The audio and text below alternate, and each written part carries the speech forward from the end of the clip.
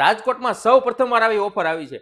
કોઈ પણ ટીવીની ખરીદી ઉપર તમને એક નહીં, બે નહીં, ત્રણ ઓફર મળી જવાની છે. હવે તમે પણ કહેશો પણ ક્યાં? તો ફટાફટ પહોંચી જાઓ સહજાનંદ એન્ટરપ્રાઇઝમાં. હવે ઓફરની વાત આપણે વિડીયોના લાસ્ટમાં કરશું. નયનભાઈ પહેલા તમે ટીવીના ભાવ જણાવી દો.